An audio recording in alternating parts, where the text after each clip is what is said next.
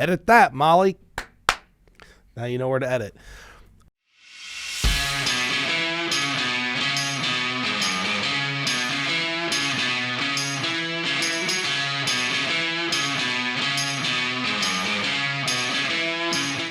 Want to welcome everybody back to the Behind the Well show. Roger here with Elias again.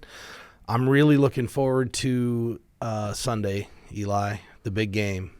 Yeah, the big game that you can't say the name of the big game. Hey, listen. That's kind of silly, but it is what it is. We play by the rules. Yeah. I'm actually excited about this one. I've really become a Kansas City fan. Are you typically not excited about the big one? Depends on who's playing. But these are actually the two teams. Like, if it would have been Baltimore, Detroit, it would have been okay. But I'm pretty excited. Yeah. There's going to be some Iowa players on the field. I mean, you got Brock Purdy from Iowa State, Kittle, and then I don't know if anybody from the Chiefs are on there. Did you watch the Detroit game with San Francisco?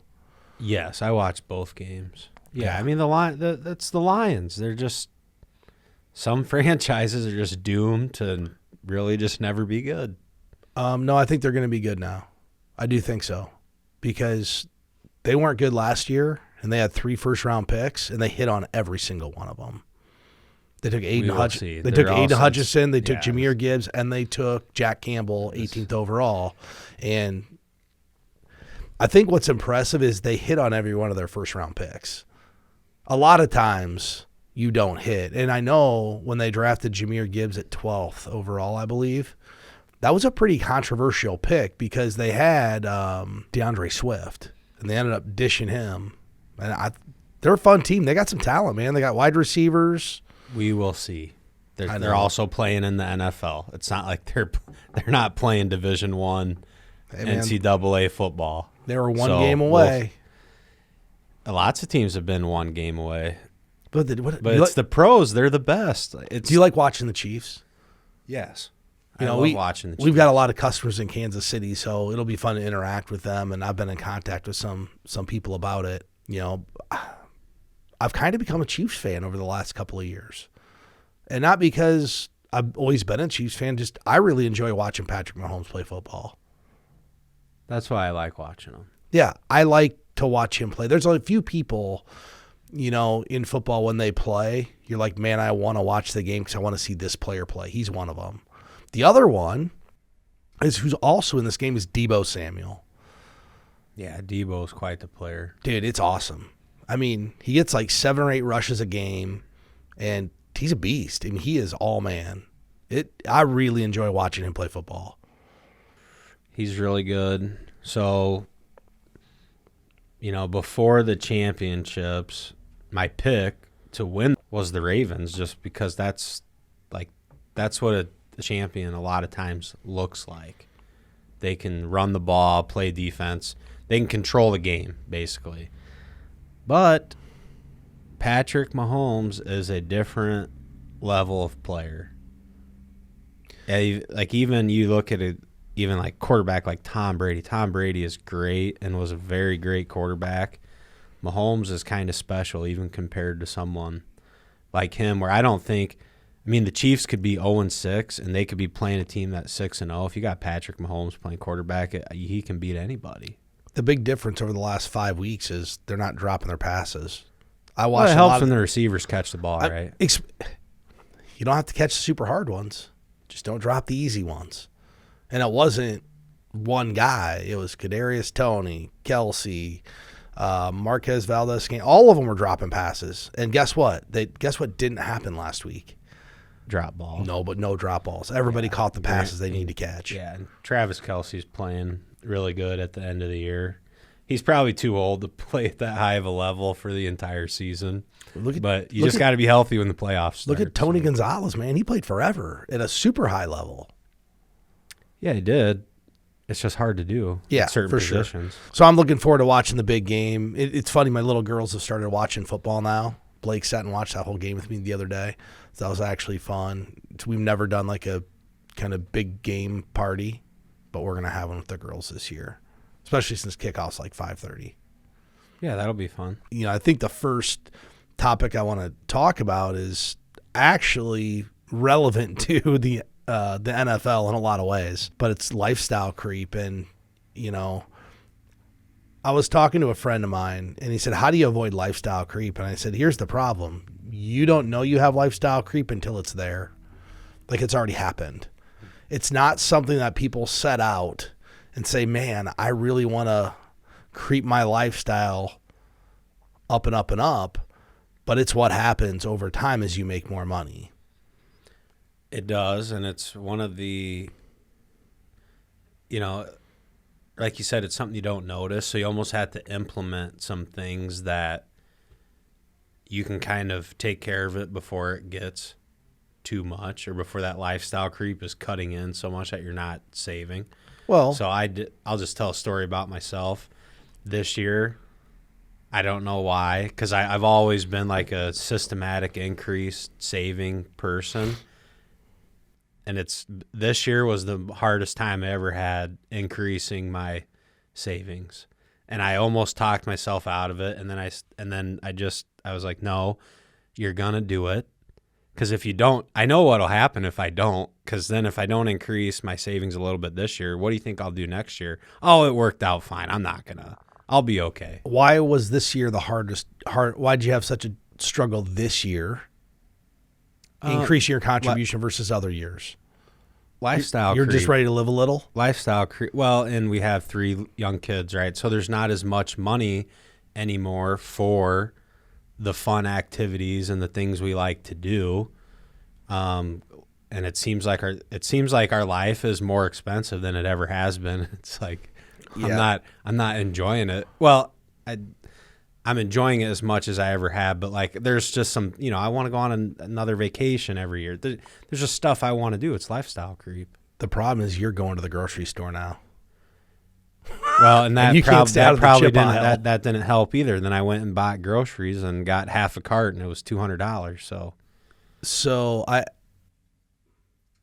lifestyle creep isn't necessarily bad as long as you're doing what you said and you're keeping your savings up with where you're going. Because, if you were making $150,000, you were saving 15%, let's just use a round number. Let's use 10% as a round number. That's $15,000 a year, right? And that's meant to replace your income later in life.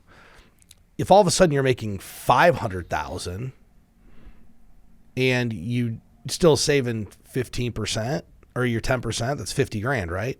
Yeah. Here's the problem. $50,000 a year isn't going to replace $500,000. No. Because the person who's making $150,000 and saving 10% to help replace that, Social Security is a lot bigger component of their retirement. Where if you have to replace $500,000 of income, Social Security is irrelevant. You're going to have to save more. And it's what we run. People don't think about that though, right? If you save $1 million, and we're going to talk about withdrawals and some of that stuff as the show goes, but if you save $1 million and you take out $50,000 a year, well, that's $50,000 a year.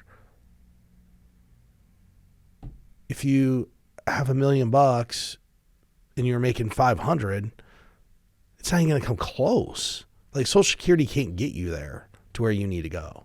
So you have to increase your contributions even more. And there's some ways to avoid this. And I think step one is what you talked about, Elias, is just do it every year. So I've got a good story to tell you. I was with my longest customer I have. He was my very first customer, still a customer today. So he became a customer in May of 2002. And he's been a customer long enough that now I've seen his kids grow up. The first one graduated college and got her first job. And she happened to come in the other night. And they were telling me all the stuff they were doing. And, we did a budget. And you know what I asked when they said they did a budget? I said, what's your savings going to be? Well, I said, what was the first thing you put on your budget? Well, how much my housing cost is. And I'm like, all right, I'm going to just stop you right there. First line of the budget needs to be you. Aha. And they kind of looked at me. I'm like, yeah, because if you always pay yourself first, you're first in line. Why would you pay all these other people first? But when you get out of college, that's your first chance to avoid lifestyle creep, because that's when it happens first. What do most college graduates do? Need a new You need something. Need a new car. Typically. I've been driving a junker car. I don't have a car. I got my first job. I need to buy a car. So they put themselves behind the 8 ball right away. So the first thing you can do is just pay yourself first. And that comes down to budgeting. Budgeting is a huge part of this. Like, it doesn't matter if it's to the dollar for each specific thing or if you've designed a lifestyle budget, but you got to break your budget into savings, living expenses, and discretionary at the basic amount. And if you start, really, if you kind of start with some of these things when you're young and you first start working, that's almost the best time, too, to build into these habits. Because if you can save money when you're not making any, and very few college graduates go out and make any sort of what people consider real money, right? Well, if you can save money when you don't have really anything coming in, that's a good time to build those habits. And the other thing it's going to help you do, it's going to help you always feel in control of your finances. And I think focusing on the things you can control is much more important than thinking about things you can't. And if your lifestyle is becoming so much that you can't afford an emergency when it comes up, you can't go replace a vehicle when you need to, well, your money's really controlling you at that point. And like, you don't have that's the other great thing about kind of building some of these things in and having an emergency fund, saving the right amount of money. Regardless of whatever comes up, like, you can manage the situation and you can control your finances instead of the other way around. I think the very best way to deal with lifestyle creep, because I actually think there's reverse lifestyle creep. We see this where people are still living like they're impoverished, even though they're making really good money. We've talked about that exists too. We've talked about the dynamic of the family where one's a super saver and one would like to have the new house or whatever it is. And the super saver has never quantified what needs to be done to be successful. And I think it's why getting a financial plan becomes really important for both people. Because for the person who is subject to increase their lifestyle rapidly, you can do a financial plan and say, look, I know you can afford what you're doing, but you can't afford what you're doing and be able to afford retirement. Right? Think about it. You can afford your lifestyle. That doesn't mean you can afford your retirement. That is true. Where other people... You can work forever. Right. So, well, no, you can't. Like, when someone tells me that, I'm like, sir, think about it. I'm going to work forever. Okay, well... I'm just going to work forever. Well, you won't, because at some point you're going to get sick. There's no disability income after 65. So at 66, you have a stroke. Guess what you can't do? Work forever. You're done. You're going to die. Like, work forever is the most irresponsible thing somebody could say. You know what work forever means? What? I don't want to be responsible for saving any money. I want to spend it all day. That's what work forever means. That's code for that. Yeah, that's code for this is why I'm not saving, because I'll just work longer. That's all that is. If someone tells you they're going to work forever, they're not saving any money. That would be my guess. Now, if somebody says I enjoy my job, I'm planning on setting up my retirement, but I don't know when I'm going to stop working, that's a little different. But most people that say I'm going to work forever, it's because they're not going to have a choice. And they know they're not going to have a choice. Yeah, too much lifestyle creep. There you go. And guess what? They haven't saved any money. And if they tell you they don't want to do a financial plan because they're going to work forever, it's because they don't want to know the truth. It's like me going to the doctor. I don't want to go to the doctor. I don't really want to know the truth. I know I should, but I don't really want to go. I don't want someone to tell me I'm not doing good or I need to change. Like, no one wants that. It's not human nature. Do you like going to the doctor? Me? Yeah. I never go there to you the go. doctor. Why don't you go? I don't know. It's time consuming. Okay, when you're 40, are you going to start going healthy. for an annual? I don't know. Are you going to start going for an annual physical? I think probably at a certain age you kind of have to go, don't you? I mean, it's not a requirement. No one forces you, but you're supposed to. I mean, our doctor friend, I've had a physical within the last 2 years, and I was good. Healthy as a horse is what they told me. Ironic. Are you ready to take control of your financial future? The financial professionals at Premier Investments and Wealth Management are the guides you've been looking for. Picture this, a financial plan tailored exclusively to you. Our team of experienced professionals will work closely with you to understand your aspirations and develop a personalized roadmap to get you there. Whether you're dreaming of retirement, buying a new home, or sending your kids to college, we've got the tools to give you confidence in your financial life. We'll help you navigate saving and investing, retirement income, and tax strategies. Our job is not just about making money. It's about helping our clients make smart choices. We'll provide you with the tools and knowledge to confidently steer your financial ship toward a brighter future. Are you ready to embark on your financial journey with confidence? Visit www.btwealthshow.com or click the link in the description of this podcast. Your financial future awaits. Elias, we posed this question. I think I started talking about this probably 6 to 8 months ago. But when there's a change in the Fed policy, how do we actually start to prepare for that? And for people who don't know what Fed policy is referring to, it's referring to interest rates. You know, the Fed sets the overnight lending rate, and it really drives interest rates in America for the most part. The market moves them as well. But the talk is all around, hey, the Federal Reserve may begin to lower interest rates.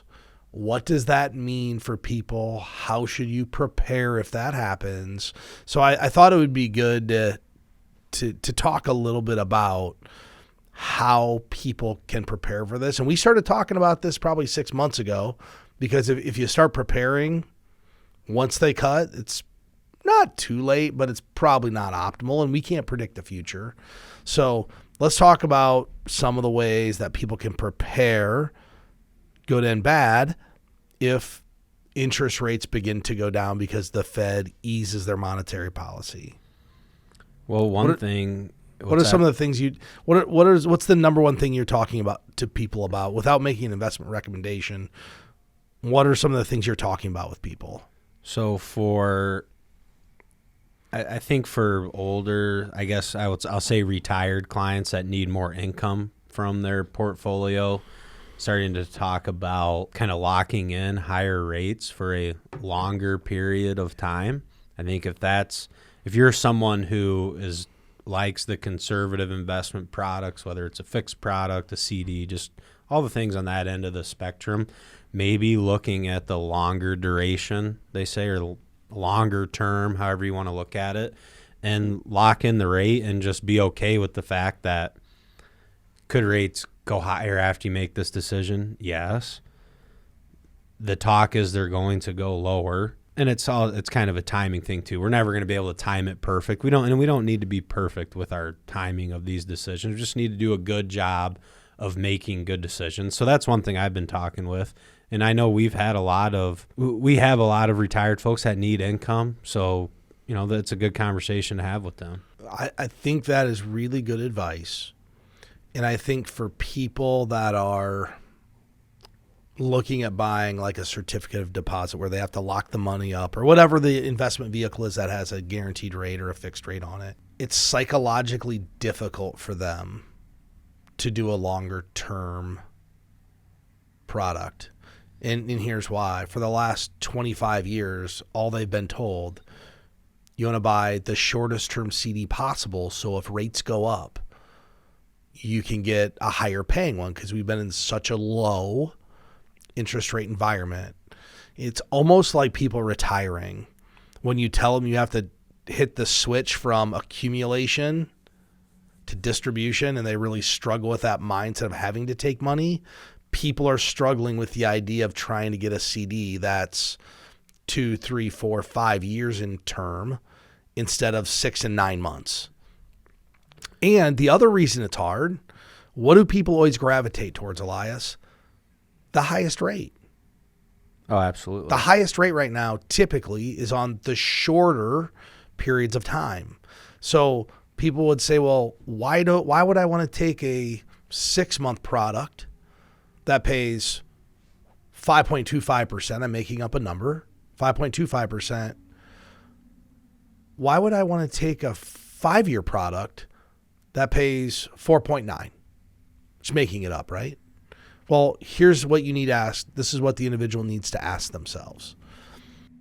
If in 12 months, my 1-year product expires and the new rate is 3.5%, will I be disappointed I didn't lock in the higher rate for longer?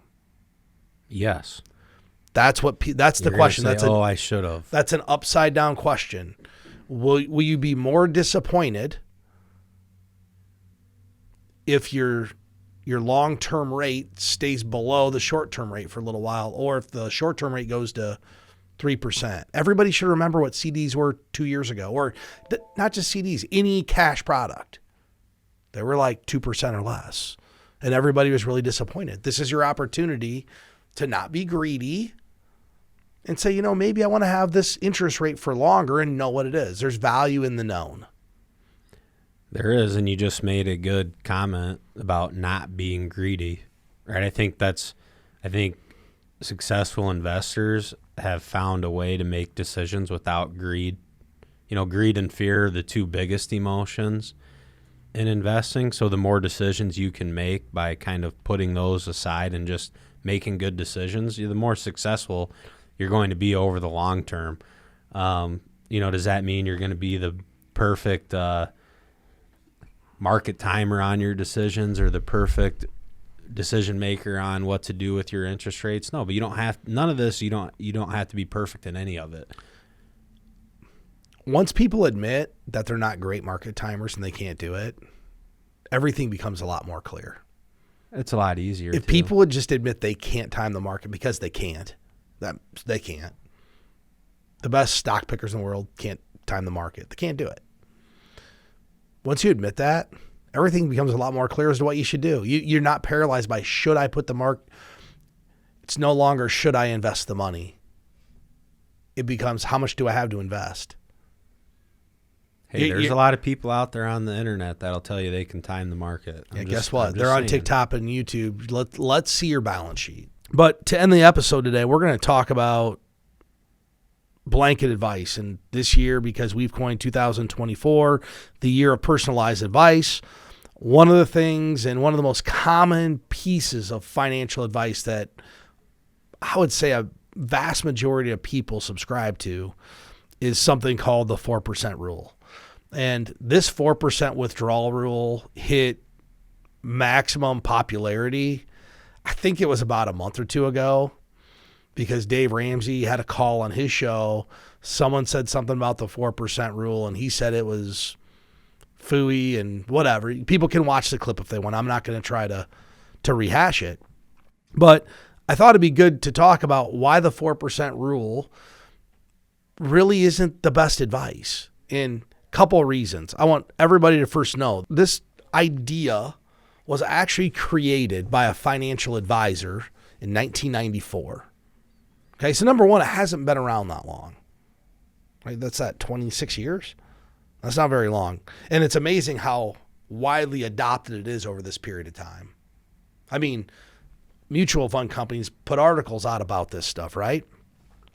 And basically, and his name is William Bengen. That's who came up with the 4% rule. And what he did is he went and back tested the stock market and the bond market from 1926 through 1992, 50-year period of time.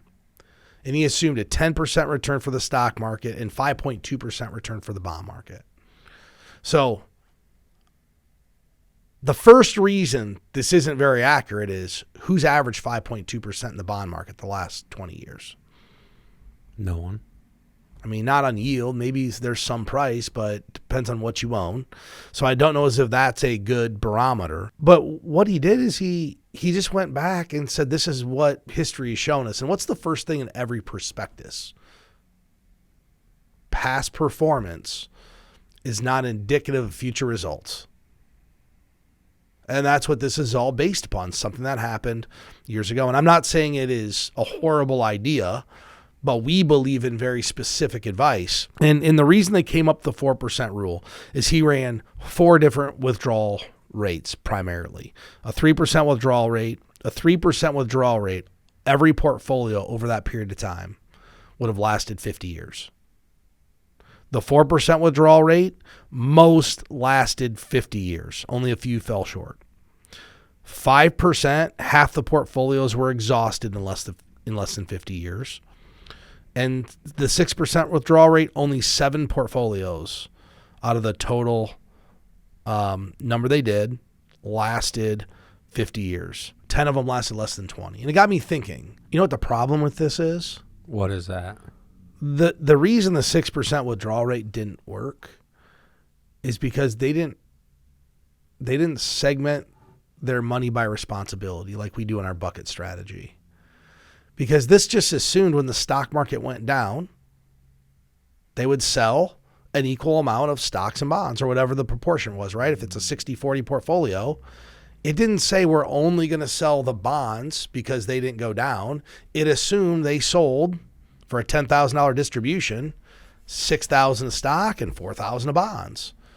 And every time you sell stock when it's down, you locked in your loss. Expect if you're taking distributions. When you sell when you're down, you locked in the loss. What's a bucket strategy or any really good withdrawal strategy do? The goal of a withdrawal strategy is strictly to avoid selling stock market investments when they're down in value or bonds if they're down in value. In 2022, the bond market index was down 14%. So if you didn't have a bucket of cash, you were locking in a 14 to an 18% loss somewhere that you're never getting back. It's why the 4% rule is for people who don't want to get a financial plan and don't want to do a true withdrawal strategy. I was talking to a potential customer the other day, and they're transitioning in the next year or two from accumulation to distribution. And they said, I've always done this by myself the last 30 years. I'm like, well, it's a lot harder to mess it up in the accumulation phase than it is in the distribution phase.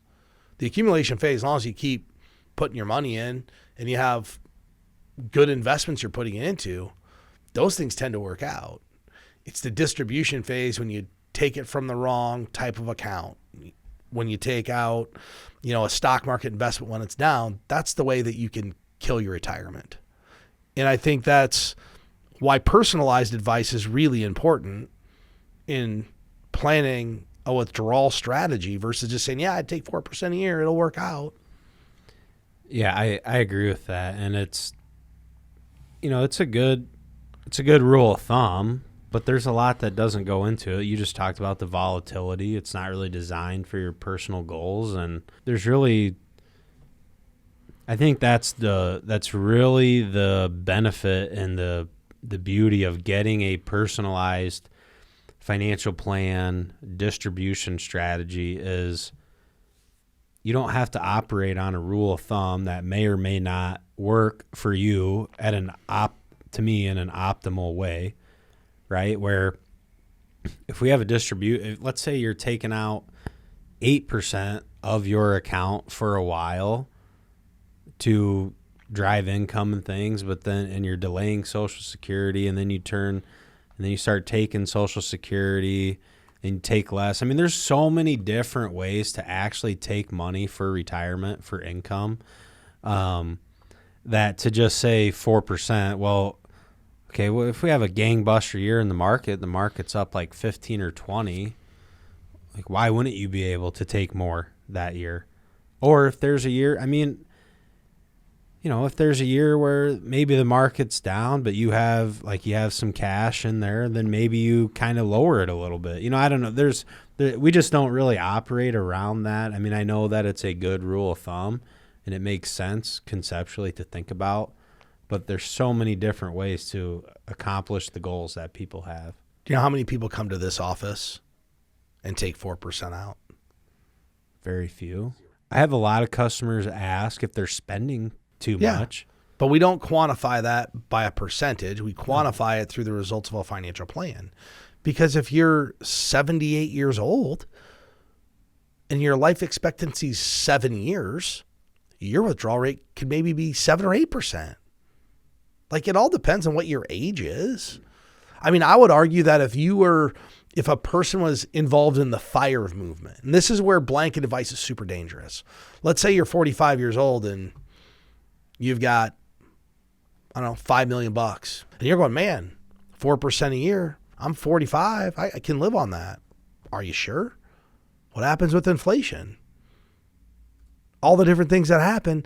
I'm going to argue that if you were 40 or 45 and thought you were going to live off what you have, replace today's income, your withdrawal rate needs to be lower.